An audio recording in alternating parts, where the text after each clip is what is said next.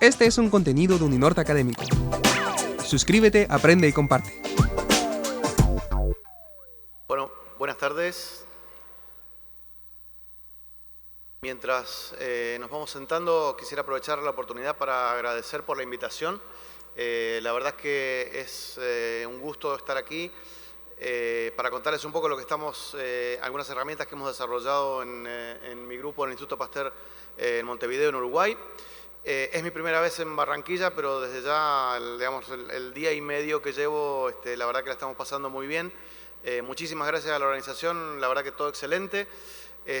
Así que bueno, sin demorarnos mucho más, como ven el título es bastante complicado y en función de eso lo que decidí hacer, mayormente pensando en aumentar la interacción, es alterar un poquito el contenido. Les voy a contar un poquito algo que está asociado a estudios que tienen que ver con la simetría o con la dinámica y la simetría de los virus, de los flavivirus en particular, y el reconocimiento con anticuerpos, pero en realidad aproveché y voy a extender un poquito la presentación hacia otros tipos de desarrollos que estamos haciendo, justamente con la idea de aprovechar la oportunidad para tratar de extender posibles vínculos de cooperación.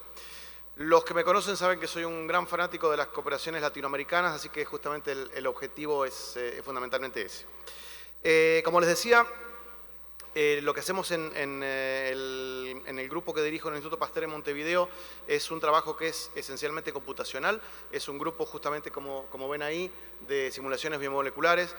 Y en ese sentido lo que hacemos, o estamos tratando de hacer en paralelo a las actividades científicas, es tratar de introducir lo que se llama virología física y computacional en el país y en el continente, que son áreas que están bastante poco relacionadas, están asociadas al estudio de los factores físicos que influencian el ensamblaje o el desensamblaje o la estabilidad de partículas virales.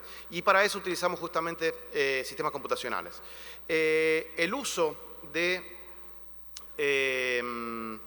computadoras para estudiar virus es una cosa que no es nueva, y con el avance justamente del poder computacional se han ido desarrollando en los últimos aproximadamente 20 años. La primera simulación computacional realizada con métodos de dinámica molecular sobre una entidad viral completa, que de hecho fue también la primera simulación que se realizó sobre una entidad biológica completa como un virus, fue realizada y publicada en el 2006 en el grupo de Klaus Schulten, que es, digamos, corresponde a la imagen que están viendo en esta parte. No sé si tengo un puntero, pero si no... Ahí está. Esto es una simulación relativamente antigua, es una simulación realizada a un nivel completamente atómico. El virus, como lo ven ahí, está centrado en el medio de una caja computacional que contiene agua y sales agregadas. Como les decía, fue un momento bastante bisagra en la historia de las simulaciones computacionales, no solamente porque se trataba de un virus, sino porque se trataba por primera vez de la simulación de un objeto biológico completo. Antes de eso, como ven en este gráfico a la derecha, donde lo que se aprecia es los años y acá el número de partículas que se han logrado simular computacionalmente. Lo que había disponible eran simulaciones esencialmente de proteínas de membrana, etcétera, etcétera. Decime. No importa. Gracias. Como ven en la parte, en esta línea punteada, que justamente lo que ilustra es el desarrollo del área de las simulaciones para describir sistemas biológicos, es que efectivamente el estado del arte en este momento corresponde a simulaciones que contienen el orden de 10 a la 8, 10 a la 9 partículas. Es decir, que las simulaciones efectivamente tienen que tener en cuenta las interacciones intramoleculares en el orden de varios millones de partículas, y la capacidad de cálculo actual permite realizar simulaciones en sistemas que se llaman de protocélulas o de modelos de celulares completos. Para hacer eso, acá viene el puntero,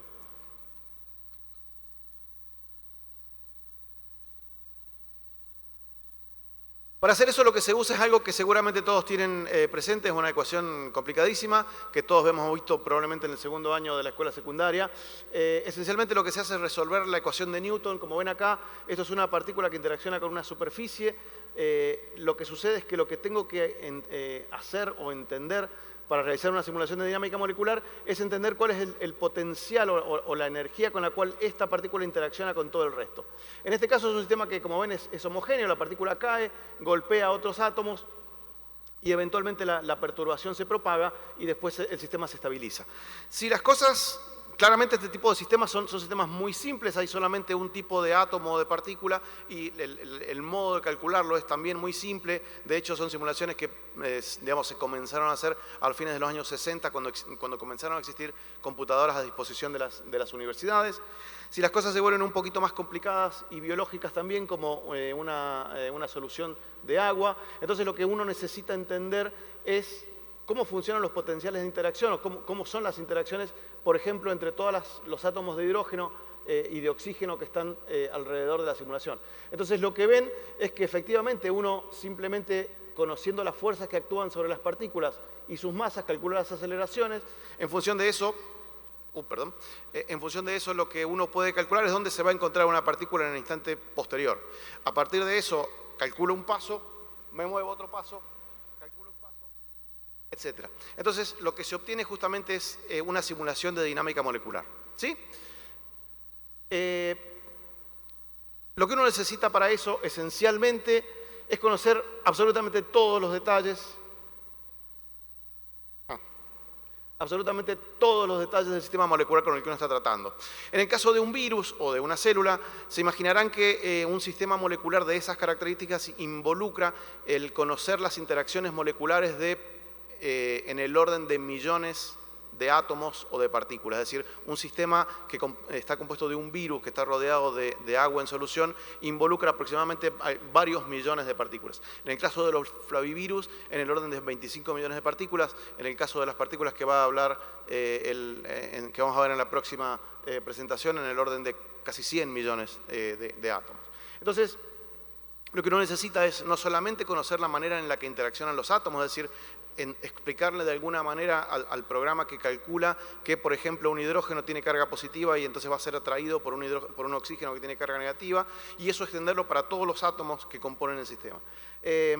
Para eso lo que uno necesita es efectivamente no solamente los detalles, incluso hasta el último protón, porque si se imaginan que me olvido de ubicar un protón en una molécula de agua, que es como ese que está dando vuelta por ahí, lo que va a suceder es que en la solución van a aparecer partículas que están cargadas que van a afectar el comportamiento del sistema.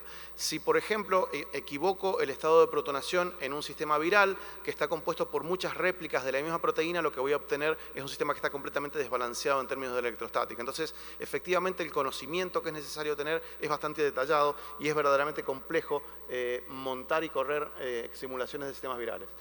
Y además uno necesita los medios necesarios para correr efectivamente esas simulaciones, es decir, computadoras que sean capaces de proporcionar una visión completa de la dinámica molecular en tiempos que sean relevantes para observables físicos o químicos que eventualmente uno después puede linkear con el conocimiento biológico. Eso es un problema, y es un problema bueno, en general en todo el mundo, pero en particular en Latinoamérica. Esto es una imagen reciente de lo que se llama la lista de top 500, es decir, la lista de las 500 computadoras más potentes en el mundo. Como ven acá, la cantidad de computadoras más potentes en el mundo que están presentes en Sudamérica está en el orden de 2%, y la distribución de esas computadoras es aproximadamente esta que está acá. Eso hace que efectivamente para lograr realizar simulaciones en el campo de la virología uno tiene que, bueno, o aplicar a grants de supercomputadoras en centros específicos para eso, o eventualmente desarrollar métodos simplificados de simulación. Esos métodos simplificados de simulación son esencialmente lo que llamamos métodos de grano grueso, y es una de las cosas que hemos estado haciendo en mi grupo por más de 10 años. en este momento. Estos son los miembros de mi grupo, a los cuales aprovecho para agradecerles por el trabajo, porque todo lo que voy a mostrar esencialmente lo han hecho ellos. En particular, lo que voy a mostrar es mayormente trabajo de Martín Soñora, que fue primero estudiante de doctorado y ahora es investigador en el grupo. Y esencialmente lo que hemos hecho es desarrollar representaciones para reproducir casi todas las interacciones, casi todas las moléculas que componen un ambiente celular y en particular, obviamente, también una partícula viral. A lo que me refiero con estas simulaciones de métodos aproximados, que también se llaman de coarse grain o de grano grueso en español, es esencialmente a simulaciones que tienen este tipo de aproximación. Lo que están viendo en este caso aquí son todos los átomos pesados de un aminoácido de arginina, y esto que está acá, que es una representación simplificada, lo que hace es, de alguna manera, representar de una manera más simple esta molécula de arginina. Entonces, en esta representación de grano grueso, lo que uno tiene es un número mucho menor de átomos. Y uno se puede imaginar que, efectivamente, cuando tienen menos átomos para calcular, el costo computacional asociado a ese tipo de cálculos va a ser mucho más pequeño. Es decir, que las simulaciones de sistemas que son relativamente complejos se vuelven mucho más abordables con aproximaciones de este tipo. Claramente, esto se puede pensar de alguna manera en analogía a lo que es una pintura. Por ejemplo, lo que se ve acá es una pintura de Velázquez y del otro lado es una pintura de Picasso. Si yo les digo que lo que están viendo en la imagen es una niña que está vestida con un vestido amplio, blanco, que sostiene algo en la mano, que tiene un prendedor en el pelo y que está mirando al frente de la imagen, en principio ustedes no saben exactamente de cuál de las dos estoy hablando. En realidad estoy hablando de las dos. Lo que quiere decir esto, que la analogía que les propongo es pensar que la imagen del Picasso es de alguna manera complementaria a la imagen de Velázquez. Es decir, lo que uno hace cuando hace un sistema de grano grueso es generar una abstracción o una simplificación que de todos modos trata de mantener los detalles fundamentales de la imagen que está viendo. Entonces, eso es esencialmente lo que, digamos, pensando en una analogía simple, lo que hacen sistemas de grano grueso. Dentro del campo de fuerza, que es lo que se llama, lo que hemos generado, hay potenciales de interacción para aminoácidos, lípidos, ADN, glicanos, etc. Hay tutoriales que se pueden descargar en nuestra página web, pero esencialmente es importante insistir sobre la analogía en la pintura y las simulaciones. Tener en cuenta que, si bien las aproximaciones de grano grueso son aproximaciones que son muy útiles porque son útiles para reducir el costo computacional, tienen, como todas las cosas o como todas las herramientas, limitaciones. Esta es otra pintura muy famosa, es la creación del hombre en la Capilla Sixtina. Obviamente esta es una representación de grano grueso, y lo que es importante es que uno, viendo esta imagen, no podría darse cuenta de lo que efectivamente pintó Miguel Ángel, ¿sí? Y por más que yo la acerque, de todos modos sigo sin entender los detalles. Verdaderamente, para entender exactamente, lo que tendría que hacer es efectivamente ir a encontrar todos los detalles.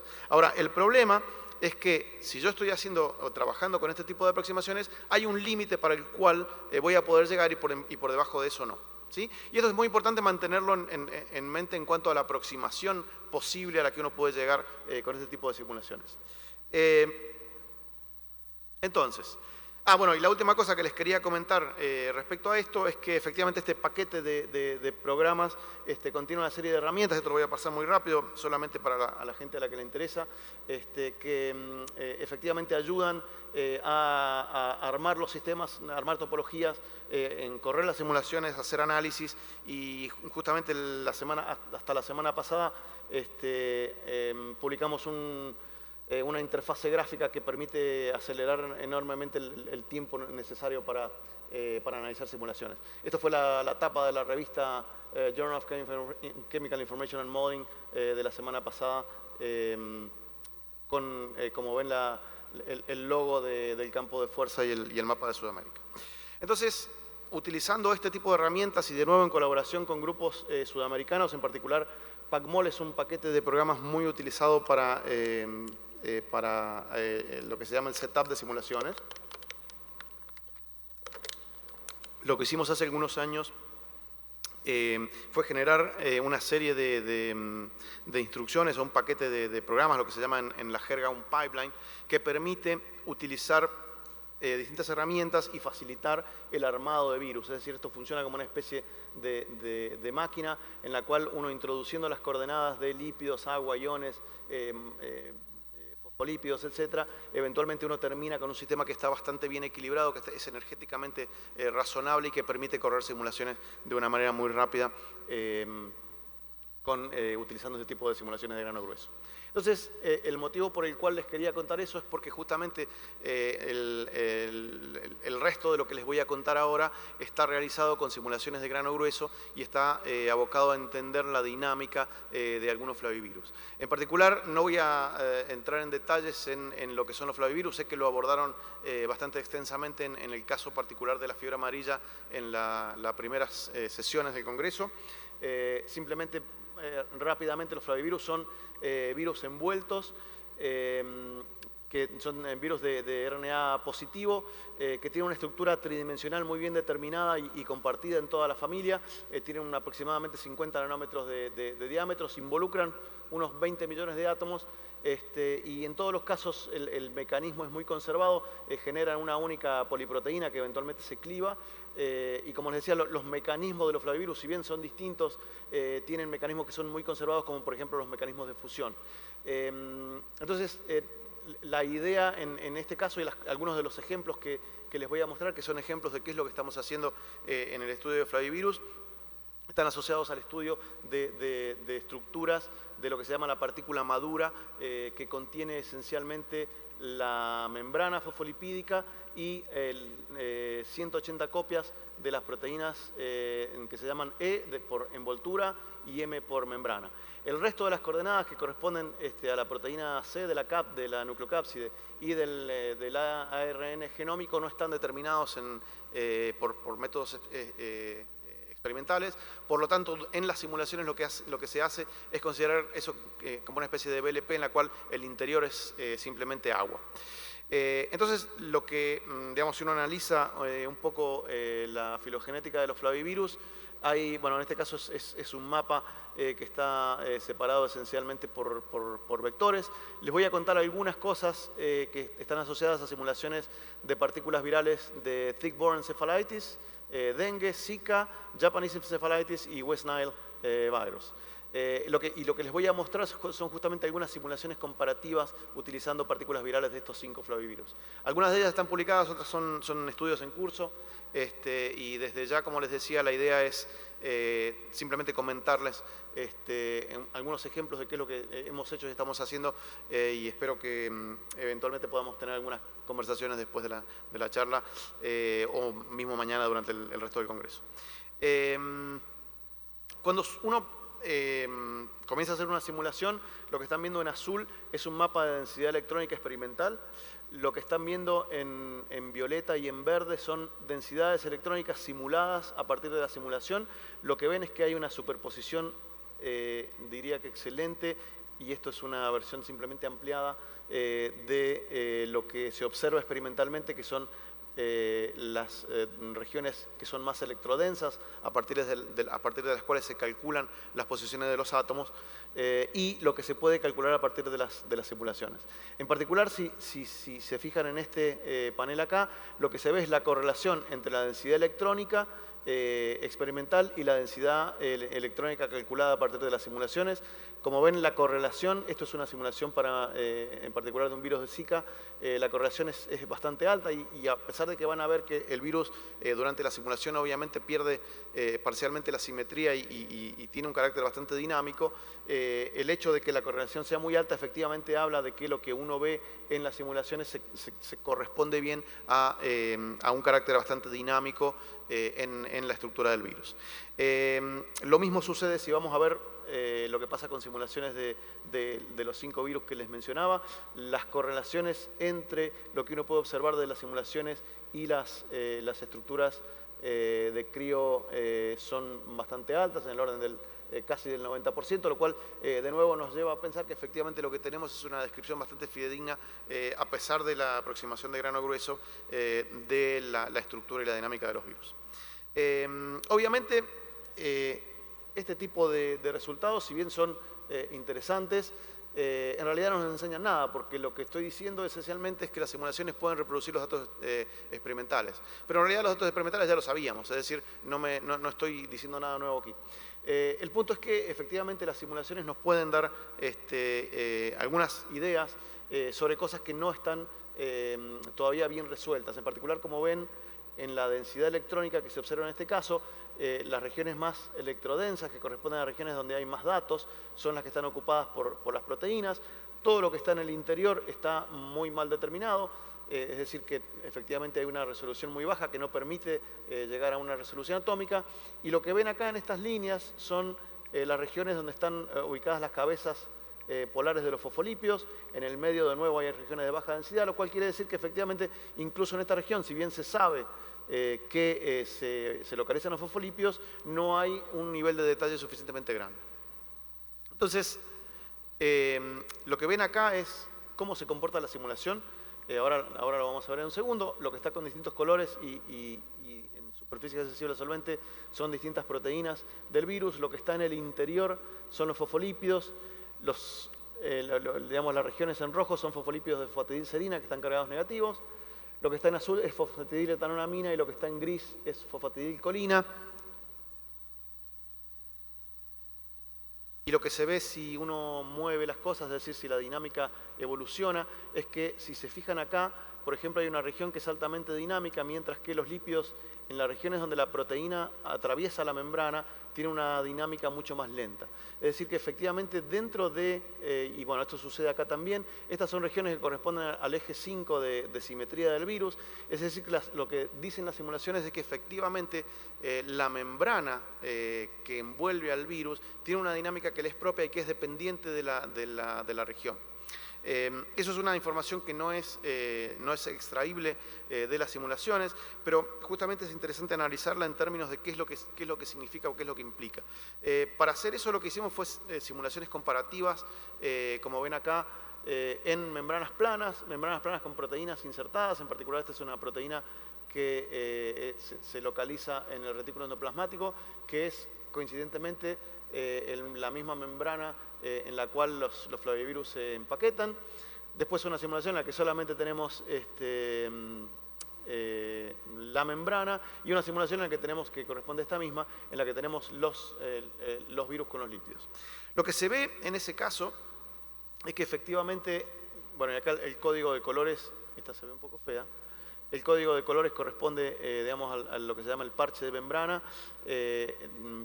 PLB es la proteína, la vesícula es en gris y lo que está en azul es el virus. Lo que se ve es que si uno cuenta el número de contactos entre lípidos y proteína, que es lo que estamos viendo acá, y lo grafica en función del área por lípido, el área por lípido de los virus, que corresponde a estas que están acá, para los tres tipos de lípidos que estamos utilizando, es mucho más compacta en el caso del virus que en el caso de cualquiera de las otras situaciones.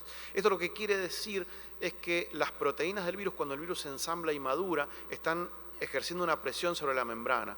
Y esto lo que suponemos es que lo que es funcional para el virus, porque el virus está en su forma madura, logra ejercer una presión sobre los fosfolípidos que después se transforma en energía ténsil, que eventualmente es parte de lo que se llama el resorte o el gatillo, que eventualmente logra una transición conformacional entre el estado compacto y maduro a una transición conformacional en la cual las proteínas E de la envoltura se funden con la membrana de la célula huésped. Entonces, lo que suponemos, y para eso lo que hicimos fue simulaciones de control en las cuales lo que hacemos es ejercer presión sobre la membrana, y lo que hacemos es tratar de entender cuánta presión sería necesaria para obtener estas áreas por lípido. Es decir, presionamos sobre la membrana y vamos a ver en qué momento la membrana o las áreas por lípido de los fosfolípidos son iguales en membranas planas que en membranas virales.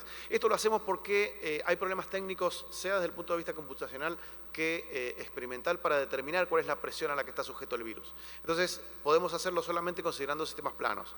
Entonces, lo que observamos en ese caso es que si comprimimos la membrana y miramos qué es lo que sucede con los tres lípidos, de nuevo, rojo es fosfatidilcerina, gris es colina, y azul, o bueno, acá está azul muy oscuro, casi negro, es fosfatidiletalanamina. Lo que sucede es que la misma distribución en términos de área por lípidos se obtiene solamente llegando a presiones extremas en la membrana. Después de superar presiones que están en el orden de 50 atmósferas, que es una presión considerable, las membranas normalmente se rompen. Entonces lo que esto dice es que las membranas en la envoltura viral están a una presión que está muy cercana a la presión de ruptura. Es decir, el virus con las proteínas virales ejerce una presión sobre la membrana que lo lleva prácticamente a la presión de ruptura, y eso es lo que eventualmente genera un mecanismo de resorte que, una vez que las proteínas del virus se funden con la membrana, genera una presión, un efecto de presión que facilita justamente la fusión y eventualmente la liberación del genoma. Esto, de nuevo, podemos seguir profundizándolo, y nos pareció bastante interesante el hecho de poder lograr describir la dinámica de la membrana, que de nuevo no es accesible a datos experimentales. Y una de las cosas más interesantes que encontramos es que lo que ven acá es un corte de un segmento de la membrana del virus tomado de costado, y esto es lo que se ve desde abajo, es decir, desde el interior del virus. Lo que ven en puntitos rojos son las cabezas polares de fosfatidilcerina, que son, como les decía, fosfolípidos negativos. Lo que ven en azul son argininas y lisinas, que están en la parte, al final de la parte transmembrana, es decir, es lo que media la inserción de las proteínas transmembranas del virus en la membrana y lo que media también la orientación. Lo que sucede a medida que la simulación progresa es que hay una clusterización de los aminoácidos negativos que estabiliza eventualmente interacciones entre los aminoácidos negativos. Esto, obviamente, si uno lo va a analizar en términos de conservación de esos aminoácidos, lo que ven acá es que efectivamente para cualquiera de estos flavivirus, y esto sucede en general para muchos otros, lo que estoy mostrando acá son algunos de los, por así decirlo, más famosos, coincide con el hecho de que esos aminoácidos básicos están muy conservados, en realidad absolutamente conservados en flavivirus. Eventualmente pueden ser lisinas o argininas, pero eventualmente lo que esto parece sugerir es que la presencia de la clusterización de fosfatidilcerina ayuda a la estabilidad de los virus.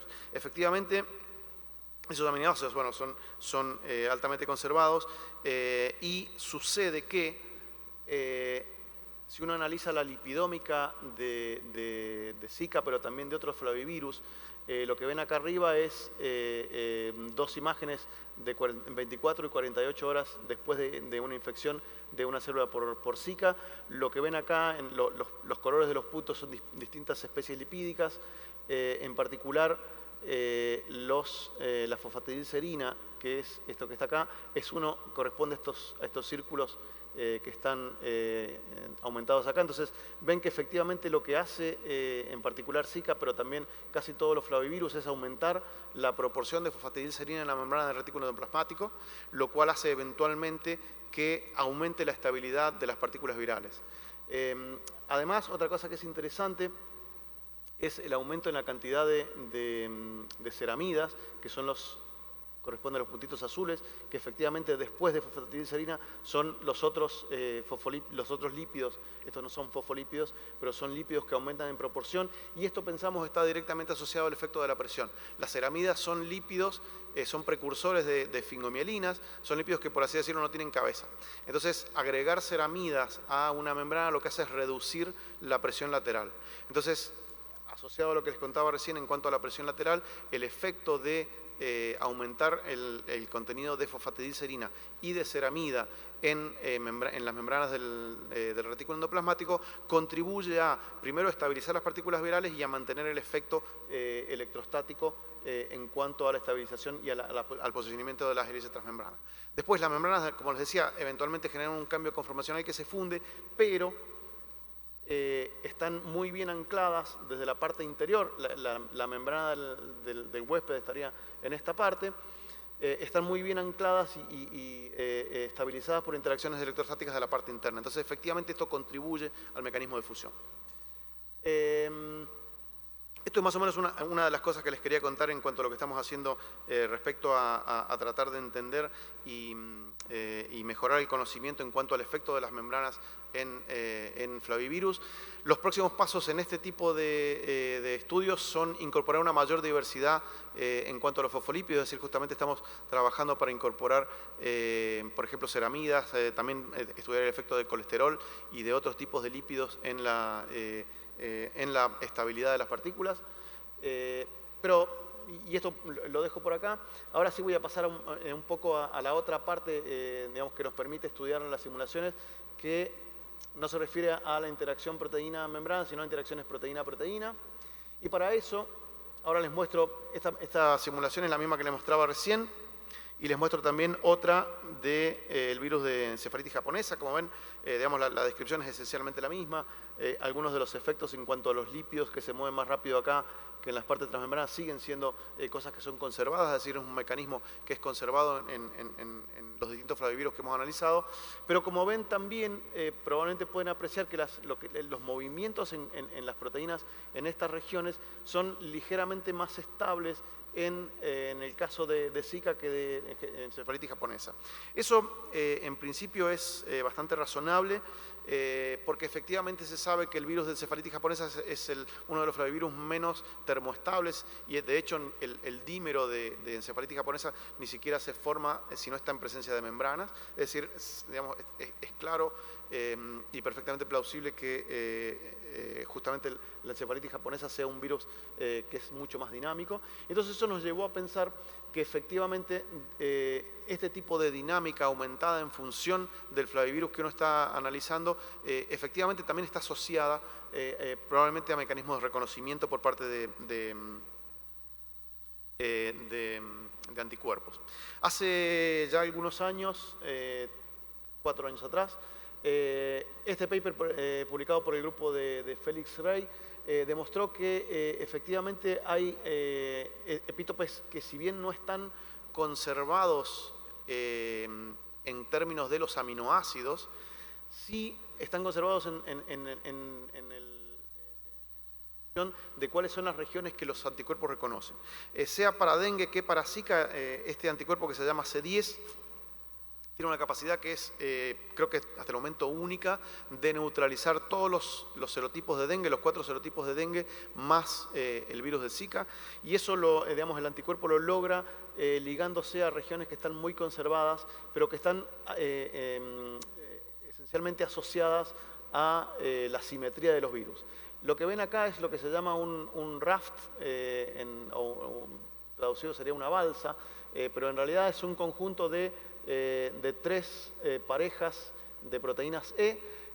Lo que ven en amarillo son regiones donde los anticuerpos se ligan y la mayor o menor cantidad de regiones amarillas está asociada a la mayor o menor cantidad o intensidad de anticuerpos ligados a la superficie del virus. Como ven, las regiones son esencialmente idénticas. Ahora lo vamos a ver un poquito más claro en otro gráfico, pero esencialmente lo que sucede es que si bien la región, la interfase proteína-proteína es igual, hay una preferencia de los anticuerpos para ligarse en regiones que están cercanas a los ejes 3 de simetría, mientras que el eje 5 y 2 se encuentran en esta diagonal. Entonces, y esto, bueno, se explica un poquito más claro acá. Lo que ven, estos son 3 dímeros, como les decía, de la proteína E. Las regiones son esencialmente idénticas, pero como les decía, están asociadas, o hay una preferencia que está asociada a la simetría. Entonces eso nos llevó a tratar de analizar digamos, cuál es la dinámica de esas regiones y si es que existe una dinámica diferencial en las distintas regiones en las cuales los anticuerpos reconocen específicamente. De nuevo, esas regiones son exactamente las mismas en las superficies de Zika y dengue, a pesar de que la identidad de secuencia entre Zika y dengue, cualquiera de ellos, está en el orden del 50%. Es decir, que lo que está reconociendo el anticuerpo no es exactamente la misma superficie. Es decir, hay variaciones que son bastante significativas en términos de secuencia de reconocimiento del anticuerpo. Entonces, eso nos llevó a pensar que eventualmente había una conservación que de alguna manera podía llegar a ser dinámica y no estructural. Y entonces, efectivamente, lo que sucede, si uno analiza... Vuelvo en esta un segundito. Si uno analiza la dinámica digamos, define lo que se llama un diedro torsional y define centros de masa en torno a la región donde se ligan los anticuerpos. Lo que vamos a hacer es estar midiendo ángulos que esencialmente están asociados a movimientos de este tipo entre dominios de la proteína E donde se liga el anticuerpo. Entonces, eso es lo que muestra esta figura. Es ese tipo de dinámica angular. Y lo que estamos viendo es una comparación entre cómo se mueven Zika y dengue. Esto en particular es dengue 2. Lo que ven acá es que, y esto está separado para todas los dímeros de proteína E en el eje de simetría 2, 3 y 5. Lo que se ve en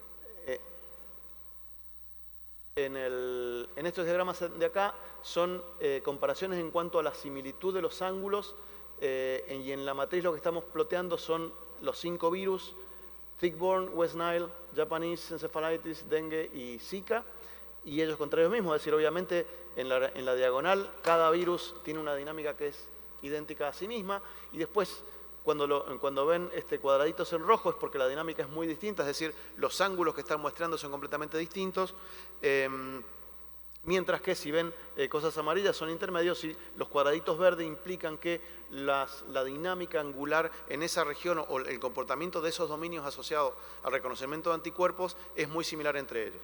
Como ven, en el caso, digamos, de Zika y dengue, solamente en el eje 3 uno encuentra cuadraditos verdes, en los cuales lo que implica es que efectivamente solo en la región del eje 3 es posible encontrar una similitud en cuanto a la dinámica localizada de la envoltura del virus, que efectivamente es aparentemente lo que está reconociendo los anticuerpos. Es decir, que efectivamente el hecho de que los anticuerpos reconozcan la misma región, pero solamente en los ejes 3 de simetría y no en los ejes 2 o 5, está asociado justamente a que hay una dinámica particular entre ellos. Esto, lamentablemente, este es el único caso que conocemos en los cuales es posible, digamos, hay información estructural concreta en cuanto a dónde se ligan los anticuerpos. Sin embargo, hay también alguna información respecto al hecho de que hay un entrecruzamiento entre anticuerpos generados para pacientes que han sido, digamos, que han sido infectados con encefalitis japonesa y West Nile, que de nuevo son virus que no son similares entre ellos, pero sí probablemente mantienen una dinámica similar en algunos casos, como por ejemplo sucede si van a analizar en este caso y en donde justamente digamos, la dinámica es la más parecida en cualquier otra comparación. Entonces, este tipo de información es lo que nos dice es que eventualmente, o nos da, perfecto, gracias, nos da informaciones sobre lugares preferenciales de reconocimiento que no están asociados efectivamente a identidad de secuencia o a identidad de estructura, sino que nos dice que efectivamente hay un reconocimiento que pasa por otro lado y que esencialmente es dinámico. Sorprendentemente, si uno genera un árbol filogenético, esto es un árbol mucho más simplificado porque solamente estoy poniendo 5 virus, pero está asociado al que les mostraba recién, y uno analiza la filogenia, digamos, el ordenamiento de Tick-borne, dengue, Zika, encefalitis japonesa y virus del Nilo, se organizan de esa forma y exactamente si uno construye un árbol filogenético, pero en realidad no basado en la distancia de secuencia, sino los descriptores dinámicos que dan lugar a estas matrices, eso ordena a los virus de la misma manera. Es decir, que establece una correlación entre la secuencia, es decir, entre la información 1D de los virus y la información A4D, es decir, la información tridimensional más la información temporal en términos de cómo se analiza la dinámica.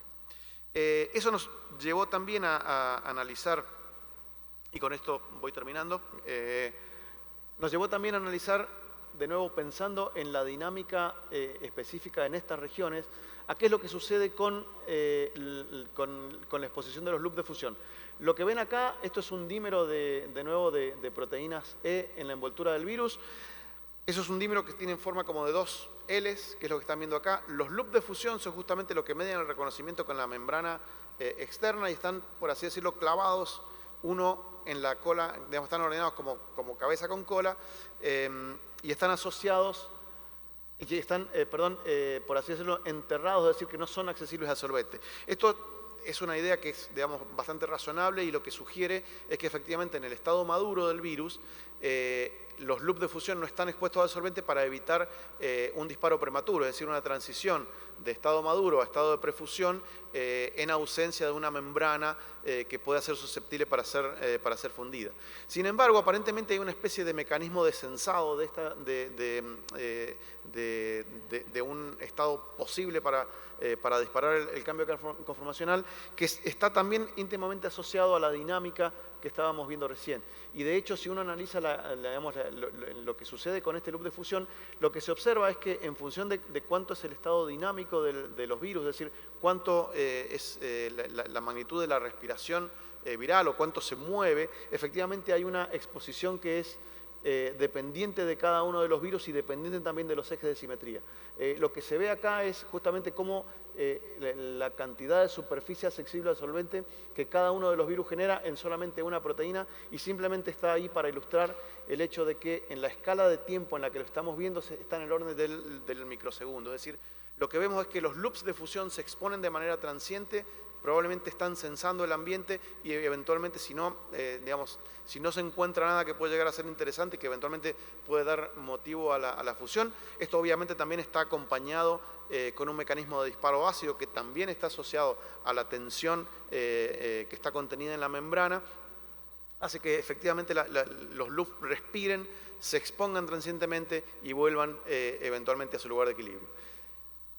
Esto está asociado también, y el motivo por el cual lo estamos estudiando justamente es porque la región de los loops de fusión es la región más conservada en todos los flavivirus, y efectivamente estrategias de neutralización respecto a flavivirus y estrategias de neutralización pan-flavivirus probablemente funcionan o pueden estar asociadas al reconocimiento específico de estos loops que, como les decía, no están expuestos en las estructuras cristalográficas disponibles, pero sí eventualmente lo que nos dicen las simulaciones es que están expuestos de manera transiente.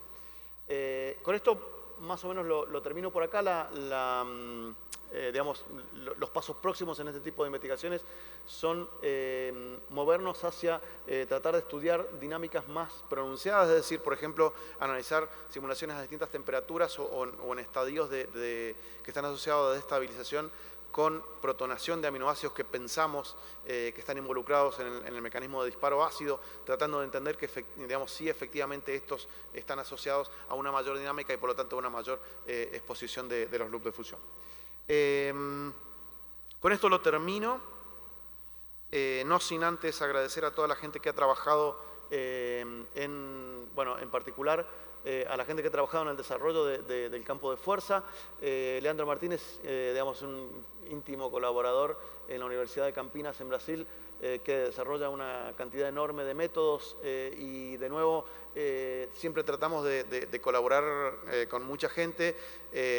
Siempre traten de tener también un pedacito en el fondo del ojo para mirar a lo que se desarrolla en ciencias computacionales en Sudamérica, porque en algunos casos, como por ejemplo las herramientas que desarrolla Leandro, son top level en el mundo, papers con miles de citaciones en cuanto a los métodos que se desarrollan. Parte de este proyecto también está realizado en colaboración con Alessandro Marcelo del ICGB en Trieste, en Italia, con el cual estamos yendo a tratar de entender si efectivamente este tipo de observaciones tienen una influencia y nos permiten modelar o modular la dinámica de los virus. Parte de las cosas o de la relevancia también eventualmente del contenido lipídico está asociado a tratar de generar VLPs, Various Like Particles, que sean más estables, y para eso eventualmente uno puede generar células que sean, a las cuales están tratadas a las cuales se hace tratamiento que permiten, por ejemplo, modular el contenido de ceramidas o de fosfatidilcerina. Entonces, lo que esperamos en el futuro cercano es efectivamente conectar con una mayor cantidad de colegas, y espero les haya resultado interesante y podamos tener algunas conversaciones en los próximos días. Con esto les agradezco a todos. Obviamente que me encantaría responder preguntas o comentarios ahora mismo o mientras que dura el Congreso. Muchas gracias.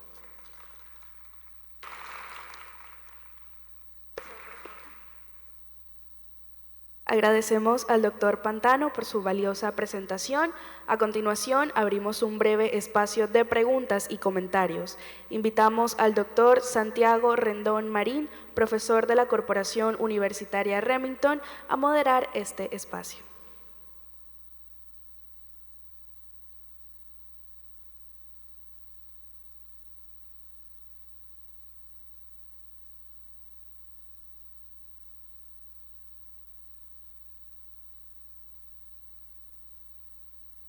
Bueno, muchas gracias a Sergio por esta conferencia que creo a más de uno de los que les gustan los arbovirus y los flavivirus los dejó como tocados en todos los aspectos que estudiamos desde lo virológico.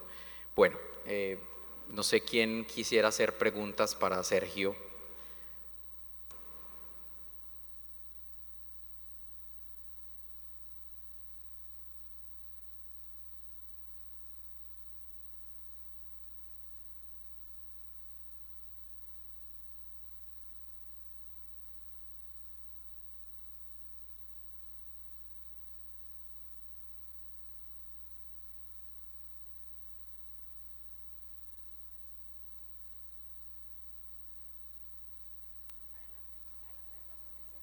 Hola doctor, aquí, bueno, mientras le alegra el micrófono a ella. Muchas gracias por la presentación. Yo quisiera saber si de pronto ya lo han hecho o tienen pensado hacerlo, mirar, no comparar diferentes virus, sino de pronto un mismo virus, diferentes genotipos o variantes que pueda tener ese virus. Y pues digamos que esperaría uno encontrar ahí en un mismo tipo de virus, pero diferentes variantes del mismo. Sí, muchas gracias por la pregunta. Sí, efectivamente, en particular en el caso de Zika, y es parte de las colaboraciones que tenemos con el grupo en Italia, estamos tratando de entender la infectividad de algunas variantes que solamente contienen mutaciones de 1 o 2 aminoácidos en las proteínas de la envoltura. Entonces lo que estamos tratando de entender es si esas mutaciones, o sea, introducimos las mutaciones en la partícula viral y tratamos de entender si la estabilidad es mayor o menor. Efectivamente, estamos estudiando un par de variantes que no, la verdad que no me acuerdo ahora el nombre específico, pero son conocidas como variante brasileña y puertorricana, y en particular en una de ellas que introduce 2 mutaciones, lo que hace es alterar bastante la dinámica, y eso aparentemente correlaciona con un aumento en la efectividad. Probablemente lo que pensamos es que facilita el disparo, o sea, el mecanismo de apertura del virus. Sí, en particular en el caso de Zika estamos trabajando justamente con ese tipo de aproximaciones, de introducir mutaciones y tratar de entender cuál es el mecanismo que alteran. Siempre en el caso de que sean mutaciones que involucran solamente a las proteínas E o M, porque obviamente hay digamos, no conocemos las posiciones de la nucleocápside, entonces eso se escapa un poco a las capacidades de las simulaciones, pero mientras que sean simulaciones que están asociadas a lo que es, digamos, la envoltura, sí lo podemos hacer, y de hecho lo estamos haciendo.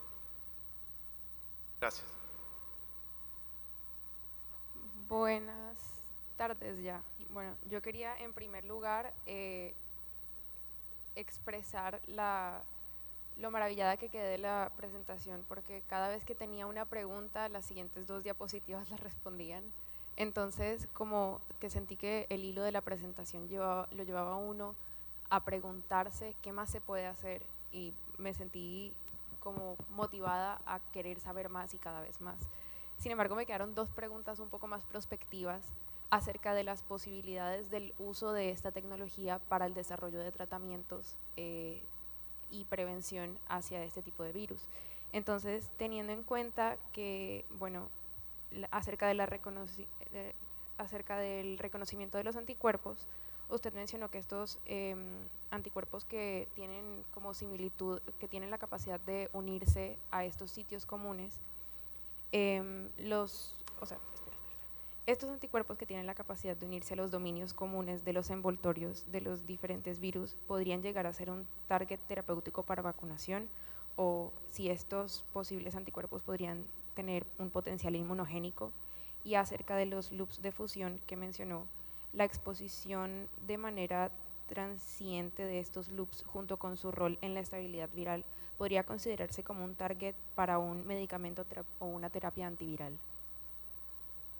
Sí, creo que corregime si me olvido o recordame si me olvido algunas cosas. Algunas de las cosas que estamos haciendo es tratar de entender cómo estabilizar VLPs, Various Like Particles, no sé cómo se dice en español, partículas tipo virales, gracias. Porque justamente la idea es que si uno puede generar partículas que sean más estables, sea alterando el contenido de lípidos en las VLPs o introduciendo mutaciones que estabilizan justamente su dinámica, lo que esto hace es mejorar el reconocimiento de las partículas maduras. Entonces, eventualmente podrían ser utilizadas como vacunas. Eso por un lado. Respecto a los loops de fusión, en realidad no lo sabemos. Sí, colaboramos con unos colegas en Brasil, en la Fundación Fiocruz. Ellos tienen una proteína, han desarrollado utilizando también métodos computacionales, una proteína que reconoce específicamente los loops de fusión y justamente lo que aparentemente, y esa proteína tiene la capacidad de neutralizar Zika y por lo menos 3 serotipos, creo que el cuarto no lo han probado, pero por lo menos 3 serotipos de dengue. Y efectivamente pensamos que justamente lo que sucede es que la proteína reconoce la partícula madura y la neutraliza porque reconoce los loops de fusión. Esto era una información que justamente no era clarísima por qué sucedía, pero este tipo de simulaciones probablemente explican el motivo por el cual un anticuerpo o una proteína que se liga a un epítope que no está expuesto, en realidad no es que no está expuesto, sino que solamente está expuesto de manera transiente. No sé si me quedó alguna cosa por responderte, pero si no, con gusto después lo conversamos. Muy buenas tardes, completamente de acuerdo, espectacular la conferencia. Bueno, gracias. Yo tengo 2 dudas, más que quedar porque realmente fue muy claro, como de más en función prospectiva, porque por ejemplo mostrabas algo de la parte de lipidómica, yo voy a mostrar algo similar mañana en mi conferencia, en mi ponencia. Me gustaría saber en función de los virus que ustedes han estado trabajando, con las últimas epidemias, por ejemplo, que ha habido en el cono sur de la parte de chikungunya, han estado trabajando en modelos con una morfología de las membranas más grande, porque por ejemplo flavivirus tiene aproximadamente un 17% de porcentaje de lípidos, mientras que chikungunya tiene aproximadamente un 30-33% más de lípidos, precisamente por cómo se hurtan la membrana. Entonces han probado otro tipo de modelos más ricos en membrana lipídica. Sí, no hemos trabajado con chikungunya justamente porque es bastante más complejo. Estamos en el proceso justamente de probar el efecto de distintos lípidos en la estabilidad. Eso involucra una cantidad de trabajo no menor porque, como explicaba al principio, lo que uno necesita es determinar parámetros de interacción para cada una de las moléculas que son componentes del sistema.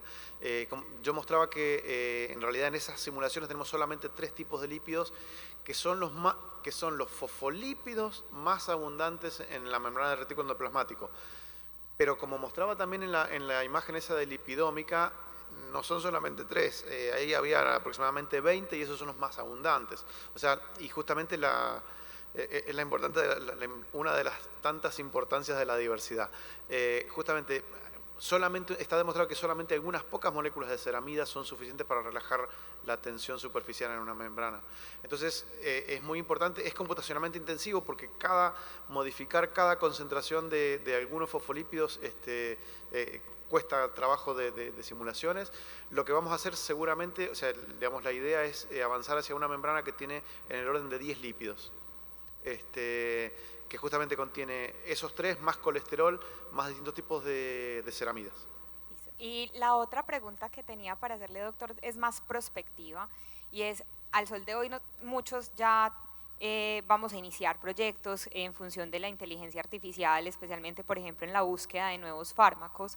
¿Cómo llevar precisamente todos estos modelos y volverlos como parte de lo que al sol de hoy queremos encontrar, que es nuevos fármacos por medio de inteligencia artificial, pero precisamente con los modelos biocomputacionales que al sol de hoy, por ejemplo, ustedes construyen? Bueno, en realidad eso No nos estamos moviendo en esa dirección. Un poco es bastante arriesgado entrenar, o sea, es arriesgado creerle ciegamente a una red que fue entrenada con modelos que eventualmente tienen algún cierto tipo de sesgo.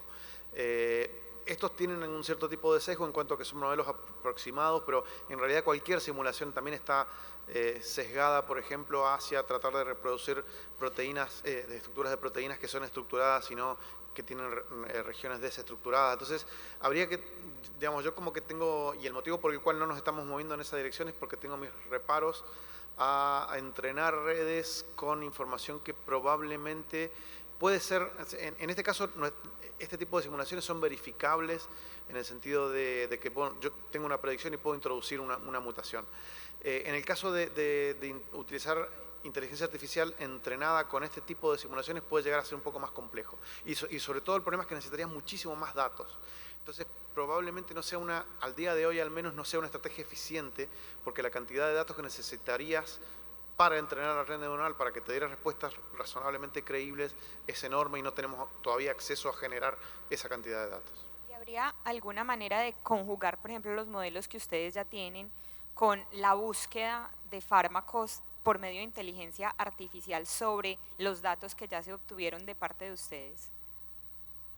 La única cosa que se me ocurre es tratar de entender bolsillos o sitios de interacción que como estos son eventualmente expuestos transientemente. Eso se podría buscar y entrenar a redes para buscarlos. Pero de nuevo, el problema de las redes es que necesitas una cantidad enorme de datos para entrenar. Y este tipo de cosas probablemente todavía no nos lo dan. O sea, sería fantástico tener mucho más poder de cálculo para, por ejemplo, tener muchas réplicas de la misma simulación y ese tipo de cosas todavía estamos bastante limitados. Bueno, muchísimas gracias y de todos modos la seguimos en los pasillos. Accede a este y otros contenidos cuando quieras. Suscríbete, aprende y comparte.